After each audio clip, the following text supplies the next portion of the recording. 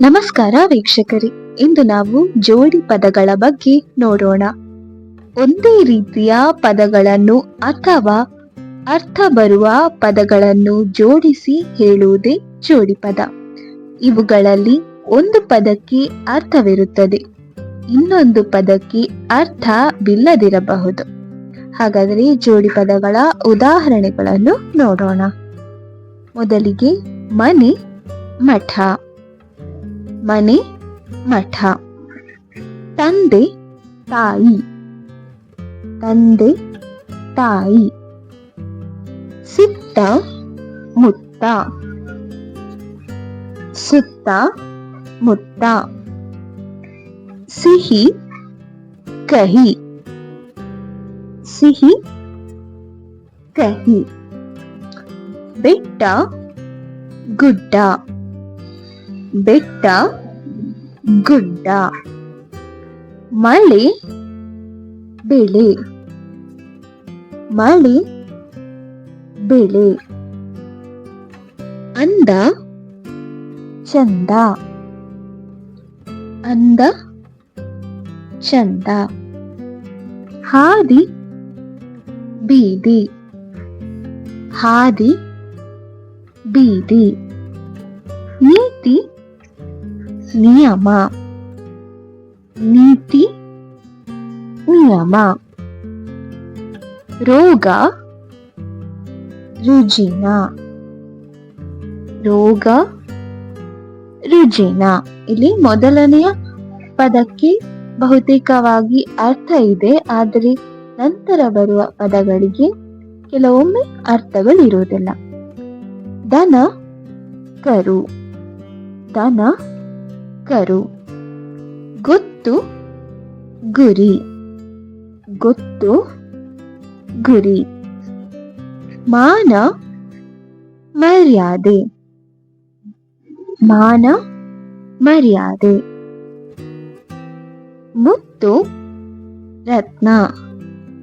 ಮುತ್ತು, ರತ್ನ. ಇನ್ನು ಪಾಪ, ಪುಣ್ಯ, ಸುಖ, ದುಃಖ ಅವೆಲ್ಲವೂ ಜೋಡಿ ಪದಗಳಾಗಿವೆ. ಕಾಫಿ, ಗೀಫಿ. ಕಾಫಿ, ಗೀಫಿ. ಈ ಪದಗಳಲ್ಲಿ ಕೂಡ ಕಾಫಿಗೆ ಅರ್ಥ ಇದೆ, ಆದರೆ ಗೀಫಿ ಎಂಬ ಪದಕ್ಕೆ ಬಹುತೇಕವಾಗಿ ಅರ್ಥ ಇಲ್ಲ. ಭಯ, ಭಕ್ತಿ. ಭಯ, ಭಕ್ತಿ. ಹಾಲು, ಜೇನು. ಹಾಲು, ಜೇನು. ರೀತಿ, ರಿವಾಜು. ರೀತಿ, ರಿವಾಜು. ಗುಡುಗು, ಮಿಂಚು. ಗುಡುಗು, ಮಿಂಚು. ತಿಂಡಿ, ತೀರ್ಥ. ತಿಂಡಿ, ತೀರ್ಥ. ಅಂಕು, ಡೊಂಕು. ಅಂಕು, ಡೊಂಕು. ಒಳಗೆ, ಹೊರಗೆ. ಒಳಗೆ, ಹೊರಗೆ. ಕೆರೆ, ಕಟ್ಟೆ. ಕೆರೆ, ಕಟ್ಟೆ. ಅರಳು, ಮರಳು. ಅರಳು, ಮರಳು. ಊಟ, ಉಪಚಾರ. ಊಟ, ಉಪಚಾರ. ಕಾಡು, ಮೇಡು. ಕಾಡು, ಮೇಡು. ಕಾಸು, ಗೀಸು. ಕಾಸು, ಗೀಸು. ಅತ್ತ, ಇತ್ತ.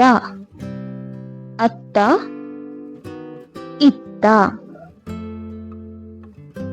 ಉಪ್ಪು, ಹುಳಿ. ಉಪ್ಪು, ಹುಳಿ.